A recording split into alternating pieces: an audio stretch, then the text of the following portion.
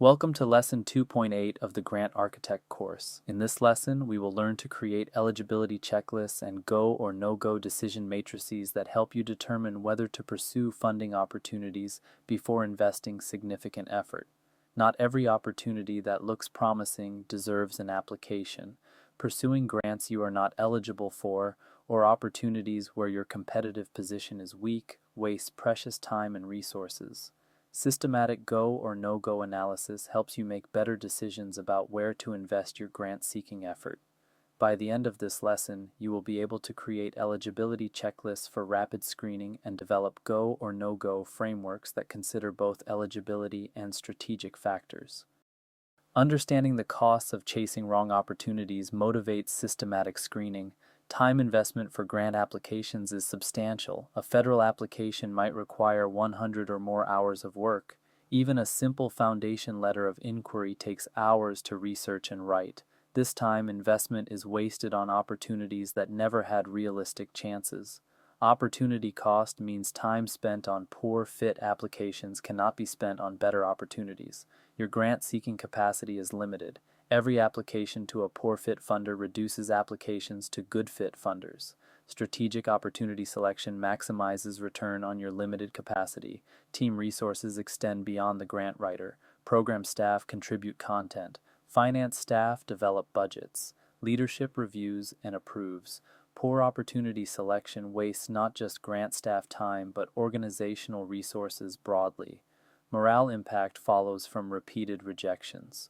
When teams invest effort in applications that consistently fail due to poor targeting, frustration builds. Improving win rates through better targeting maintains team engagement and confidence.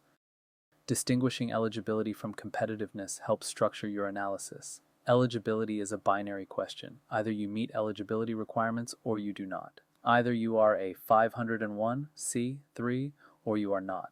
Either you serve the required geographic area or you do not. There is no partial eligibility. You either qualify or you do not. Competitiveness is a spectrum question about how likely you are to succeed among eligible applicants. Even if eligible, you compete against other eligible applicants. Your competitive position depends on factors like organizational capacity, program quality, track record, and fit with funder priorities. Both eligibility and competitiveness matter, but differently. Eligibility is a threshold. Failing it disqualifies you entirely. Competitiveness determines how much effort to invest among opportunities where you are eligible. High competitiveness warrants significant investment. Low competitiveness suggests caution. Sequential assessment checks eligibility first, then assesses competitiveness. There is no point evaluating competitiveness for opportunities where you are not eligible.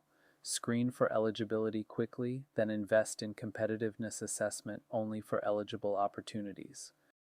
Common eligibility criteria appear across many funding opportunities. Understanding these categories helps you screen quickly. Organization type eligibility specifies what kinds of organizations can apply. Many opportunities are limited to 501 C3 organizations. Some include government entities. Others limit to educational institutions or specific nonprofit categories. Verify your organization type matches before proceeding. Geographic scope requirements specify where applicants must operate or whom they must serve. Some opportunities are limited to specific states, regions, or communities.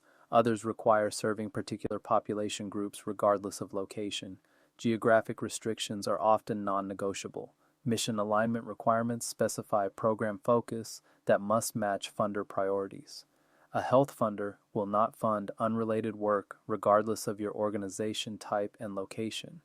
Alignment between your work and funder priorities is fundamental eligibility. Capacity requirements specify minimum thresholds for budget size, staff capacity, or track record. Some funders require minimum annual budgets, established histories, or demonstrated experience with similar projects. Capacity thresholds screen out organizations that funders consider too small or too new. Building the eligibility checklist systematically ensures accurate screening. Extract requirements from the NOFO or funder guidelines by identifying all stated eligibility criteria. These typically appear in a designated eligibility section, but may also be scattered throughout the document. Use your shredding method skills to find all eligibility requirements. Create questions by translating requirements into yes or no questions your organization can answer. If the requirement is applicant must be a 501c3 organization, the question becomes, are we a 501c3 organization? Clear questions enable quick, accurate answers. Order strategically by placing most disqualifying criteria first. If organization type is a common disqualifier for your organization, check it first. Quick disqualification saves time compared to lengthy analysis before discovering ineligibility. Document basis by noting where each criterion comes from in the source document. This documentation allows verification if questions arise. It also supports communication with program officers if eligibility seems unclear. Beyond eligibility, strategic factors determine whether pursuing an opportunity makes sense. Alignment strength assesses how well the opportunity fits your actual work. Even when eligible, fit varies. An opportunity might align perfectly with your core programs or only tangentially. Strong alignment makes compelling applications easier to write and increases success likelihood. Competitive position evaluates how you compare to likely competitors. Who else will apply? Are you more or less qualified than typical applicants? Understanding competition helps you assess realistic chances. Strong organizations competing against weak fields have better odds than the reverse. Capacity match asks whether you can realistically implement what is required. Even if eligible and competitive, can you actually deliver what the grant would fund? Winning grants you cannot execute well damages relationships and reputation. Be realistic about capacity. Strategic value considers whether the opportunity advances your organizational strategy. Does this funding support strategic priorities? Does it expand into desired areas, or would it divert from core mission? Alignment with strategy matters beyond immediate funding. The Go or No-Go framework combines eligibility screening with strategic assessment.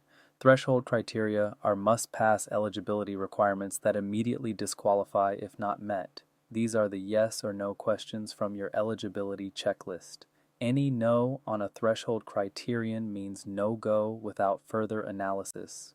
Weighted factors provide scored assessment of strategic considerations for opportunities that pass threshold criteria.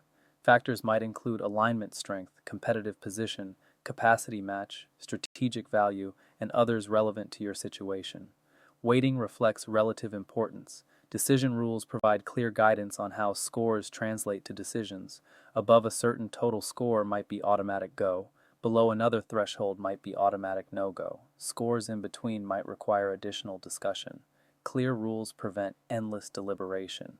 Documentation records decision rationale for future reference. Why did you pursue or not pursue this opportunity? Documentation helps you learn from outcomes and maintains institutional memory when staff change. Scoring strategic factors requires thoughtful scale design and disciplined application. Scale selection typically uses one 5 or one 10-point scales. Simpler scales are easier to use consistently. More detailed scales allow finer distinctions. Choose a scale your team can apply consistently. Anchor definitions specify what each score level means. A 5 on alignment might mean perfect fit with our core programs, while A1 means tangential connection at best. Without anchors, different people interpret scales differently. Anchors ensure consistency. Evidence basis grounds scores in specific evidence rather than impressions. Rather than guessing at competitive position, identify specific factors, our track record, relevant experience, and program quality compared to likely competitors. Evidence-based scores are more accurate and defensible. Team input improves scoring accuracy by incorporating multiple perspectives. Grant staff may assess competitiveness differently than program staff. Leadership may have strategic insights others lack. Incorporating perspectives through team scoring or discussion improves decisions. Common factors appearing in Go or No-Go frameworks address key strategic questions. Mission fit assesses alignment between the opportunity and organizational mission. Would this grant support work central to your mission, or would it pull you in a different direction? High mission fit means the grant advances what you are trying to accomplish regardless of funding. Capacity to execute evaluates your ability to implement the proposed project if funded. Do you have staff with relevant expertise, necessary infrastructure, time to devote to a new project? Winning grants you cannot execute well creates problems larger than the funding. Win probability realistically assesses success likelihood. How many applications will this program receive? How competitive is your application relative to the pool? What is your track record with similar opportunities? Honest probability assessment guides effort allocation. Resource investment considers effort required relative to potential return. A complex federal application might require 200 hours. Is that investment justified by the grant size and success probability? Calculate return on investment for your effort.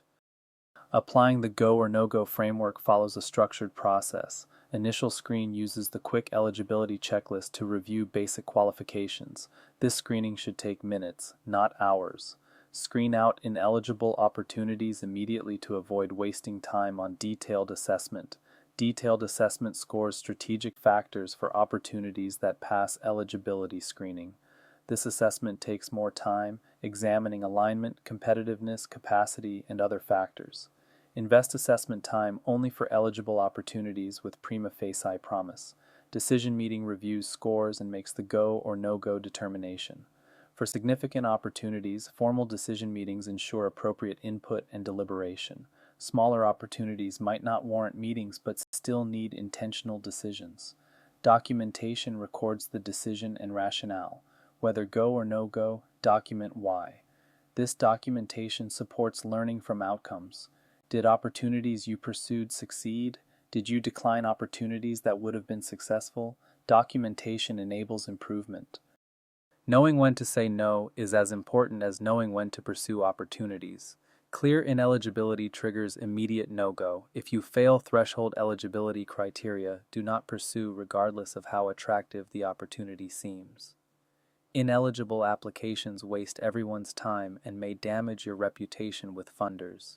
Poor fit warrants. No-go even with technical eligibility. If an opportunity tangentially relates to your work but does not align with your strengths and core programs, passing may be wise. Marginal applications rarely succeed and consume resources better spent elsewhere. Weak position suggests no-go when competitive factors are strongly unfavorable. If you are clearly outmatched by likely competitors, the investment may not be justified. Consider whether relationship-building activities might improve your position for future opportunities rather than applying now. Capacity concerns trigger no-go when you cannot execute well if awarded. Winning a grant you cannot implement damages funder relationships, harms your reputation, and may have compliance consequences. Do not pursue grants you cannot deliver on. Conditional decisions provide flexibility between absolute go and absolute no-go. Go with conditions means pursuing if specific conditions are met. You might decide to pursue if you can secure a required partner, if your budget allows the match requirement, or if program staff confirm implementation capacity. Conditions should be resolvable quickly. Partner requirements condition pursuit on confirmed partnerships. Some opportunities require or benefit from partnerships. Conditional decisions give partners time to confirm while maintaining decision discipline. Do not pursue indefinitely awaiting partners who may not commit. Information needs conditioned decisions on obtaining additional information.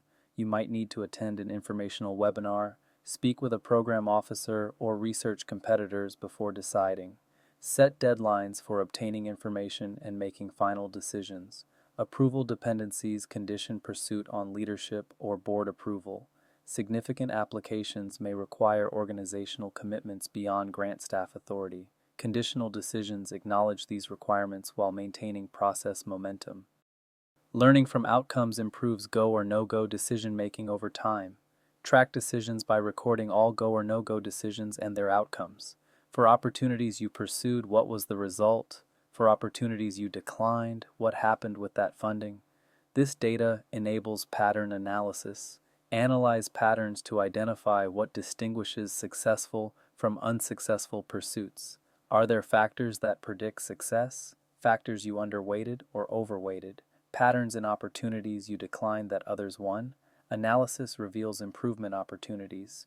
Refine framework based on experience by adjusting factors and weights. If alignment proves more predictive than you weighted it, increase the weight. If capacity concerns consistently prevented success, elevate their importance. Continuous refinement improves decisions.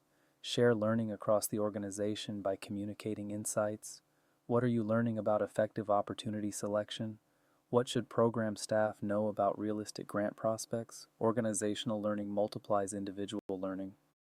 Building organizational discipline ensures the go or no-go framework provides consistent value. Consistent application means using the framework for every significant opportunity, not just some. Selective application undermines the system. Discipline comes from consistent use, even when conclusions are inconvenient. Leadership support secures buy-in for disciplined decision-making. If leadership overrides framework conclusions to chase attractive opportunities, the framework loses credibility. Leadership must support the discipline for it to work. Resisting pressure prevents abandoning the framework for shiny opportunities. Large grants and prestigious funders tempt people to bypass careful analysis.